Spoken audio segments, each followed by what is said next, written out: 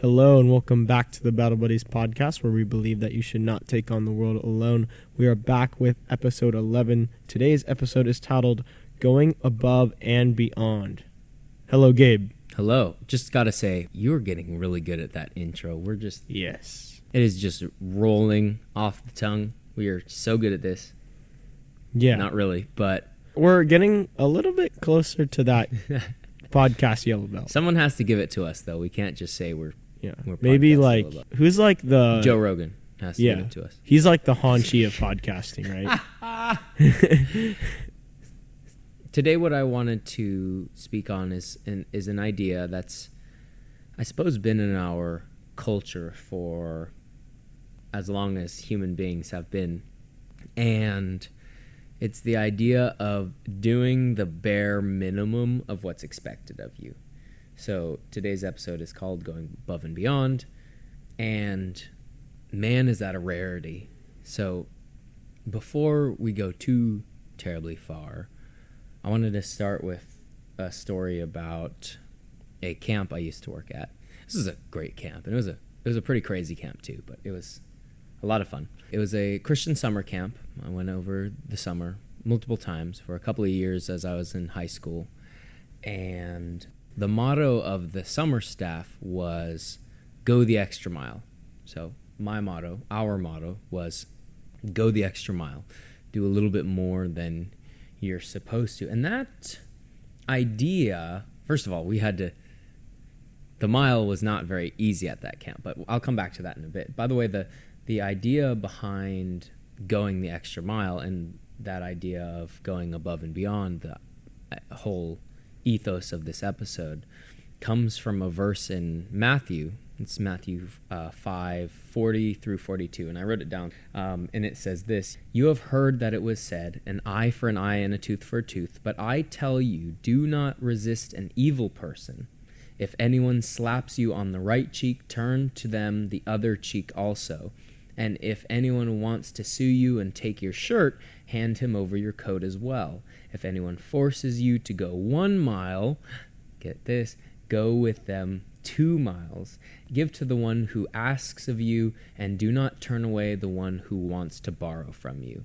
So a little context on that, especially the last part. So the context is a sermon given by Jesus on what the law said of them. And essentially what he said was, this is the law, yes, but this is what the law really means. Or in other words, though this be the case, the true righteous way of living is as such. So the law said eye for an eye, tooth for a tooth. In other words, justification for when somebody wrongs you or insults you or such. And when he says do not resist an evil person, I know we'll talk about this a little bit later, but when he says do not resist an evil person, it's when someone is being rude to you, you're not to match that rudeness. When someone is being evil to you, you are not to match that evil. And so when it says turning the other cheek, most people have probably heard that phrase before. This is where it stems from, the idea of when someone does an injustice to you, you are not to meet them with hostility. You are to, as the Grandmaster Chip Townsend says, kill them with kindness, kill them with love. And another one where it says, the idea of going a mile, there's actually a law back in that time where any Roman, I believe it was just any Roman soldier, could come up and say, hey, you right there, I don't care what you're doing, what important things you got to get done. Here's my bag. You're going to carry it with me for a mile so I don't have to carry it. And they'd have to do it under the law. And so when it says go with them 2 miles, it's saying, okay, I'm not just going to do this injustice. I'm going to kill them with that kindness and say, all right, we're going 2 miles then. And whether you take it literally or not, the idea still remains, don't settle for the bare minimum. Don't settle for what's just passable, right? Imagine for a sec if we lived in a world where everyone went 100% at everything. How amazing would this world be, right? But the sad truth is that we live in a society that does the bare minimum. And I think to make matters worse, we live in a society that not only does the bare minimum, but celebrates when we do the bare minimum. And I don't want to get on a rant about participation trophies. I've heard too many people doing that themselves. I don't need to be a part of that. But the idea of a participation trophy, and why most people hate it, in case you've never heard this before, is the idea of getting a medal or getting a prize or getting congratulated just because you did the bare minimum, just because you showed up. You could have played horribly, you could have given it no effort, no spirit, but you showed up, right? Hey, you're in a bad spot, but you didn't cheat on your marriage.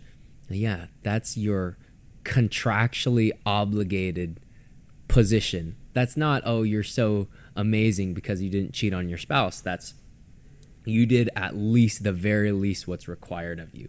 For us, I guess, for us martial artists, when people say, oh, for example, oh, you're so good at teaching my kids. Yeah, that's what we're supposed to do. We are quite literally being paid to just teach the kids.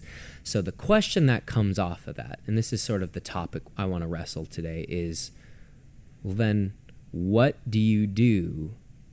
What do you do to go above and beyond that? What do you do to surpass the bare minimum? What do you do to get past that? Yeah, absolutely. And if I just may interject with a quick thought, this is going back a little bit. This isn't on participation trophies, is it? No. No? Oh, okay, go ahead. Yeah. No, I'm just kidding. Which is when you're talking about the eye for an eye and a tooth for a tooth, that kind of goes back to last episode, where when you kill someone with kindness, can be a pretty good self-defense mechanism as well. Yes, kindness is an amazing self-defense mechanism. That should be a quote that goes on the wall. I'm going to put that on the wall on Monday. Kindness is one of the greatest self-defense mechanisms. Don't let me forget that, because I'm totally going to forget. Mm-hmm. Yeah, I think that's totally true, where killing people with kindness, I'm sure, I don't remember off the top of my head if I said this last episode, but I'm sure I did. In Proverbs, it says, if an enemy is hungry, give him food, and if an enemy is thirsty, give him drink, for in doing so you will heap burning coals on his head. Did I say that? I probably said that already. Once you got to the heaping burning coals part, I was like, I remember this. There you go. Perfect. Yeah. The idea of you're going to make them hate what they've done. Essentially, like, I regret deeply what I've done. And that is so much harder for you. Back to last episode where we talked about pride. So much harder for you to do as a person, because that means putting your ego in check. And it means not getting your way. Man, we love to have our own way. We love having our own way. And by the way, our way is usually get as much reward as possible for as little effort as possible. And we were designed that sort of to the, to, I guess, the science-y aspect of it. I'm not a neuropsychologist, but I've looked into a little bit of what makes the brain move, because I think it's helpful for my trade. But also, just if you have a fundamental understanding of how people are, then you probably know that we don't like discomfort. And so it makes perfect sense that though we don't like discomfort, we certainly love praise, and we love being rewarded, and we love getting things, whether we deserve them or not. And so it would make perfect sense that we would want the maximum reward for the minimum effort. The maximum reward for the minimum effort. And I'm not saying necessarily that that's a bad thing. I don't think necessarily it's a bad thing, because some people, although to be fair, people work hard to work as little as possible.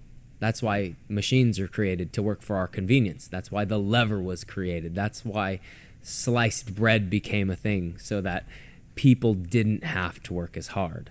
So life could be easier, and people wouldn't have to work as hard. People wouldn't have to be as miserable or as uncomfortable. And so we love comfort. We crave comfort. But the fact is that we need a little bit of discomfort in our lives. And I'm not saying it's good for us. I'm saying I think that it's essential. It's essential for us to to carve out in our minds pathways that are discomfort, because that makes comfort sweeter and it makes discomfort easier. You know, when you can really appreciate the things that you're given and be more understanding in times of hardship, well, then that's the plight of man solved, right? That's the plight of man taken care of. But it's hard to get to that spot, right? Hard to get there.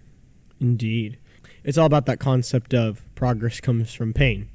If I have a goal in mind, I need to be willing to work for that goal even when I don't want to. At the beginning of the pandemic, I got into running, and I was doing running. I was doing a lot of running, and I still do a pretty good amount of running, and I was doing it just to prepare for my Krav Maga certifications and for fun too. And there were some days where I woke up and I was like, I really don't want to go on a run today. Mm-hmm. And then I did it anyway. You had to do it anyways, yeah. Well, see, I think that, and I have gotten a better understanding of this in the last month or two than I think I ever had. How do I say this? Your threshold for bearing that which is uncomfortable is completely subjective. Your level of what you can handle that is, I guess, not good is completely subjective.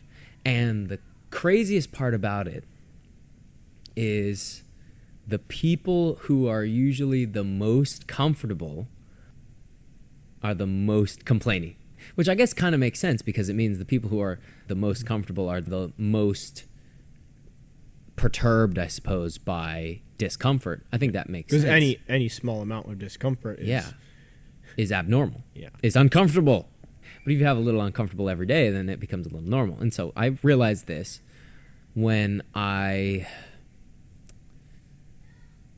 don't want to go too far down the dark trail, but I had two instances where I learned just how much people can suffer in silence of any age.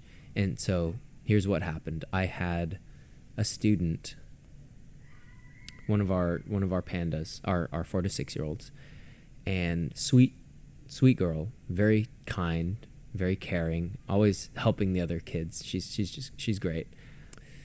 And I didn't see her for a while. And when she came back just as kind and caring and chipper as well. But that was after I had learned that she lost her cousin, and I believe her I don't know if it was stepbrother or someone else related to her, in the same week that she lost two of them. And her grandmother and mother were both there, and I did get a chance to sit down and just, talk with them and comfort them a little, which was nice. But I learned then that it is often the people who suffer the most that are the most content. And then the other one was, I have another student who she's her uncle and his family, some of her, I believe, cousins and all, are currently in Ukraine, and they are fighting for their safety. And she understands all of it and deals with that as a 6-year-old kid, and somehow suffers in silence. And I go, man. And then we here can complain about our Starbucks drink being incorrect. How weak can we be when we set our minds to it? I'm sorry. I just had to get that off myself, I guess. That was a, yeah. It makes me so, and I know I shouldn't be, but it makes me frustrated at the people who can complain about anything, because I go, you really don't understand. You don't understand what hardship is. You haven't experienced hardship. Fact is, we live in the most convenient society in the history of the world. We live in the easiest, most prosperous society that has ever existed on planet Earth, and we still find ways to complain. we still find things to complain about. Maybe it's because, I don't know, maybe it's because we ran out of good things to complain about. We solved all our problems and now we're crying out for something to be amiss. Maybe we love the drama. I don't really know. But I know that we can complain about almost anything. Yeah. And it's usually the people who suffer the most who complain the least. Being able to find a mindset of gratitude and going above and beyond in that alone will help you go above and beyond in other areas. Because everything you do is an outflow of your mind, right?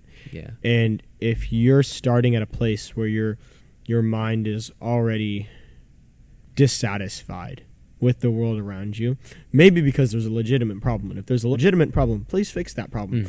But if it's because you're just living in the uncomfortable and you're complaining about the small things, maybe this is a chance to step back and look at the way you think and go, okay, how can I reframe my thinking to just be grateful for the smallest things in life? Yeah, exactly. And then I can take that mindset and go forward, and now I can go above and beyond in other areas because I fixed this first. Yeah. I fixed the heart of the problem. Yeah.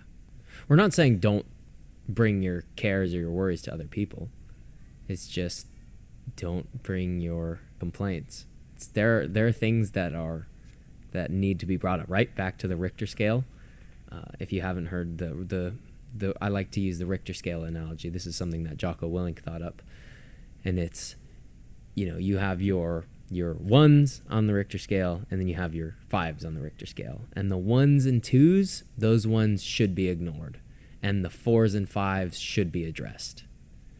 And that's because the small ones will go away if you leave them, and the big ones will become worse if you leave them. Will go away if you deal with them, is a better way of saying it. And so I don't my plan really wasn't for this to become a whole topic of dealing with suffering. But look, if you're here in America, which I assume most of our listeners, I know not everyone, but most of our listeners are here. Yes, there are some listeners who listen from other countries. I bet you didn't know that. Now you know. But if you're a listener and you're in America, you are better off than the last 5,000-6,000 years of humanity. You're better off than them, and by a lot. Your life expectancy is unbelievably high. Your chances of dying from disease are unbelievably low.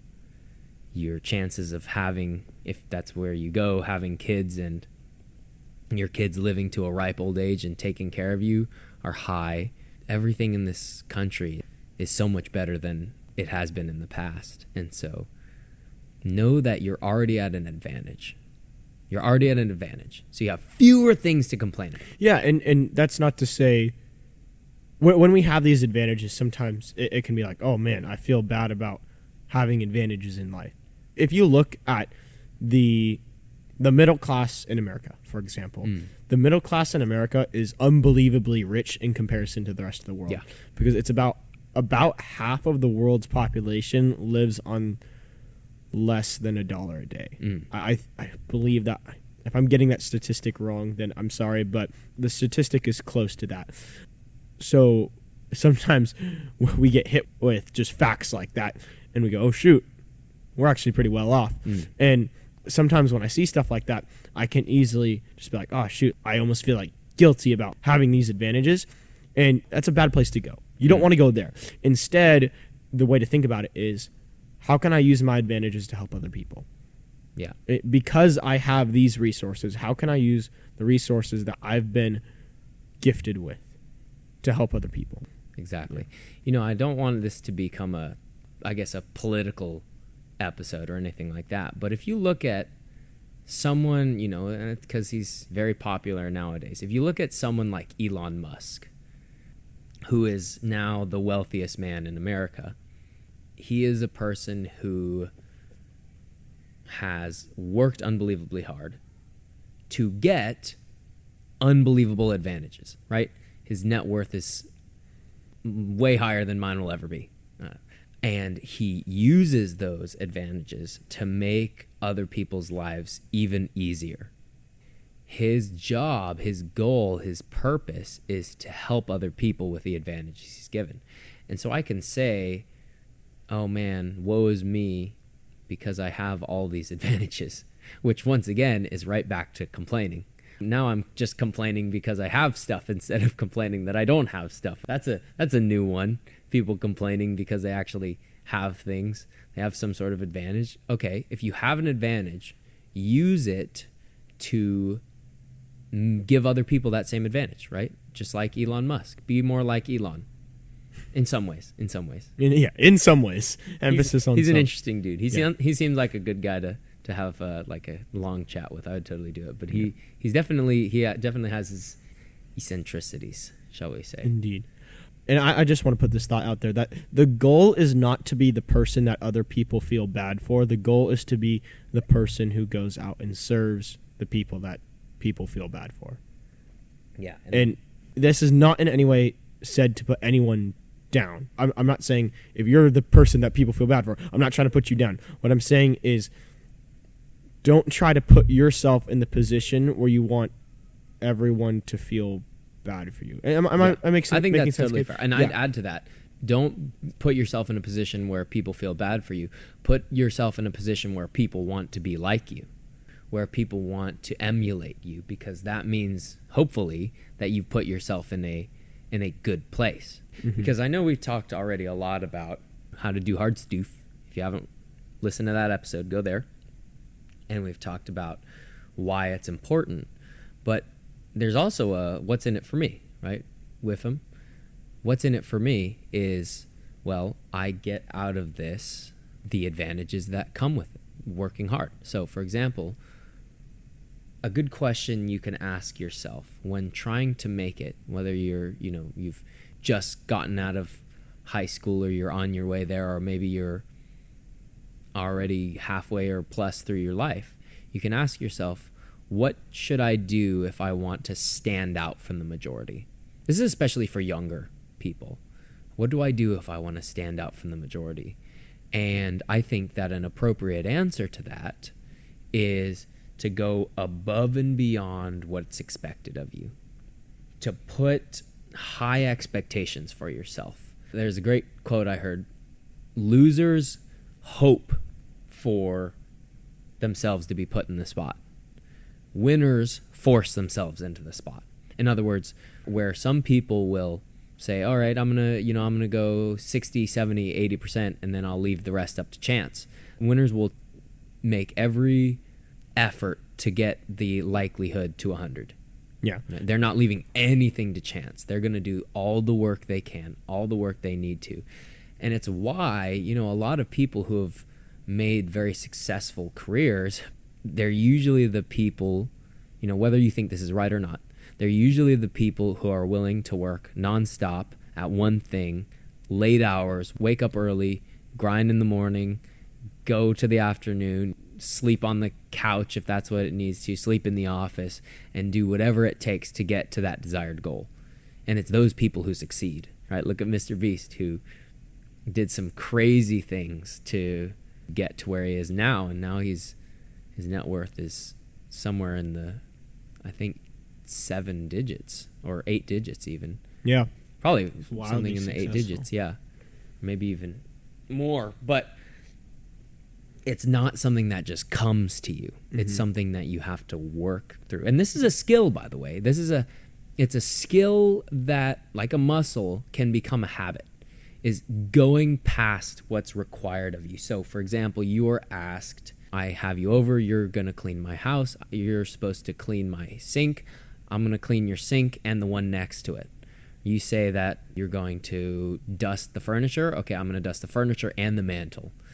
You say, I'm going to teach this class. Yeah, well, I'm going to teach this class, and it's going to be the best class that any of these kids have ever had. That's my mentality. I'm not just going to do what's required of me, because anyone can do that. Anyone can do what's required of them. Anyone can do the bare minimum. It's the people who are willing to go above and beyond that succeed. And so the way this looks for me as a martial artist, this is one of the ways that I did it. And actually, it's funny enough, the camp I was talking about earlier, I said I'd go back to it eventually. I had a funny encounter where exactly that happened. where, and this isn't just meant to prop me up or anything, but I did it mostly by accident. I was maybe 2 or 3 days in, and we were instructed on how to take care of things, how to take out the garbage when it needed to, and everything like that. And so it was early in the morning, and I got up, and I went out, and I saw, oh, there's a full can of garbage right in the middle of the walkway. I went, oh, okay, this should probably get taken care of. So I picked up the bag, wrapped it, threw it in the garbage hut. And a few minutes later, my boss, she comes up to me and says, great work. And I go, oh, what did I do? And first of all, she comes up to me, and that was scary enough. Uh-oh, what did I do this time? And she says, hey, great work. And I'm like, what? She says, that can in the middle, everyone else walked by it, and then you took care of it. And I'm like, oh, I did something right. Yes, it was a success. And she said, that's the mentality we're looking for, where if no one else wants to do the job, you're going to be the one who does the job. And so that actually helped me a lot for here, where my line of work is not just teach kids or whoever it is, whatever job you have. Your job is not just to do that. Your job is to be the best that there is at that job. And so I'm not only just going to be a good martial artist, I want to be someone who people can rely on when they're in a bad time. I want to be the person who people can just talk to and give their problems to. I want to be the person that everyone wants to be around because I can be a joy to be around. I want to be the person that people go to for advice because I've trained and studied and tried to make myself as knowledgeable and as wise as possible so I can take their problems. I want to be that kind of person who goes and takes the bare minimum and goes above and beyond what it could be. That's what I want to be in life. I want to be someone who doesn't just do the minimum, but does everything they possibly can. And by the way, I said this already too, Max Academy of Martial Arts, maximum of your potential, the maximum you can be. That's why it was named Max Academy of Martial Arts. I want to make sure that I'm doing the same thing. I want people to know that they can count on me to do whatever it takes for them because they're worth it. And really, I think that way a lot when I see these kids and I think, man, you have so much potential. Why would I do any less than the best I can for you? And especially if you care about them. If I care about you, why would I do any less than the best I possibly could to make you the best you possibly could be? And then when I'm finished with you and I've given you the best example possible and you get into my shoes, you can do the same thing for the next person down the line. And you can guide them and nurture them and do whatever you need to for them and make them the same way to do everything they can. Mm-hmm. I was literally thinking about this past week where I would think I was driving or something and I came to this realization. The kids that I teach, I have no idea what their future is going to be. I have no idea what they're going to do as a career. I have no idea where they're going to go to college or whatever. But whatever it may be, whatever they do, they could end up doing something that helps a lot of people. Yep. And if I am any part of their progress towards becoming that person who helps a lot of people, then I want to make sure I do the best I can. Exactly. Right. Just today, I had a kid and she said, what do you want to do when you get older? And she said, I want to find a cure for cancer. I was like, that's so cool. Great. Go for it. Do it. Go and do that. And I will support you 100%. And if I fail them, how could I... Oh, man, I'm just thinking about it. How on earth could I fail that person? And why on earth would I want to give them anything less than the best I possibly could? Unless I'm selfish and cynical. Why would I do any less than the best I possibly could so that person can change the world someday? There are people who have come in here, and I don't know... Most of the people who have left here, I never really see again. But it is my prayer that they will go on to do, like you said, do amazing things in the world. And if I did the best I possibly could here, if I went above and beyond, if I made myself a light and a beacon, then by the time that they get to their success, once again, can be my celebration, because I know that I did everything I could, and maybe I made even the slightest impact, and now they're going and making the world a better place. What better reward is there than that? So the next question I guess you could ask yourself is, what does that look like? And I know I said a little bit, build high expectations for yourself. Build goals for yourself that are achievable but hard to reach. And then also, I think another one is make yourself the strongest, best, most irreplaceable person, right? If you're looking to climb the ladder socially and in I guess, positions at your job or your work, make yourself irreplaceable. If you're told to show up at 8 o'clock, man, I'm going to be there at 7:45. If I'm told to clean up, I'm going to clean extra. Like I said earlier, you want to go and do what they say and so much more, because your employers are going to see that and they're going to notice that, because you'll stand out. This is the good part. Ready? You'll stand out from everyone else who doesn't do that. Everyone else, and you know what? The one drawback, although I think it's a small one, is that everyone else could definitely dislike you, and that's because they see you as, oh man, this person's just working so much and they're trying to take my spot. They're try hard and whatnot, and they'll maybe put you down for it. But the fact remains that every boss wants someone who can work hard and handle their problems. Because when the boss hired you, you were hired to handle a problem. The problem was, I need XYZ done, and you were the solution. So you don't want to be a mediocre solution. You want to be the best solution, because if you can solve X, Y, and Z, maybe you can also solve C, B, and A. And now they're looking at you saying, you are a solver of multiple solutions. I want you in a manager role. Boom. There you go. And sooner or later, maybe you find yourself in a much higher position where you have, once again, all those advantages that you earned. You earned them through that hard work to get to where you wanted to be. Yeah. When I think of this sort of mindset of going above and beyond, and especially the whole idea of getting there early, going the extra mile, all that sort of stuff, It makes me think of Kobe Bryant, actually, who earned the nickname of the Mamba, because he had this thing that was called the Mamba mentality, where he was so focused on the goal, which was get better at this game. He wanted to win basketball games, and that, that's not our goal as martial artists, but we're not out there trying to win an NBA championship. But that doesn't mean we can't have a similar mindset. People who were teammates of Kobe or coaches of his always described how he was the first one and the last one in the gym.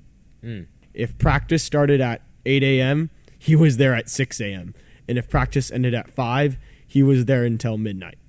He was always getting his shots up. He was always practicing. He was always doing what he could to get better at this game, because that was his expectation for himself. Yeah. And just get there early, clean up extra, doing all those things.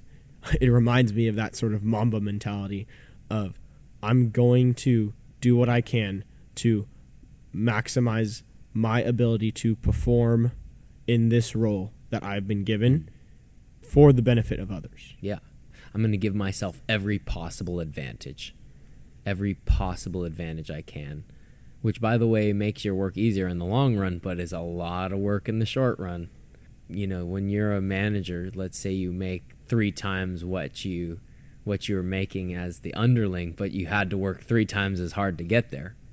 Well, pays off in the end, but if you keep in mind that you're working hard to give yourself that advantage, it's, I think, a little bit easier to put in those hours. Not that it's easy by any stretch of the imagination. What we're asking people to do is not an easy thing at all.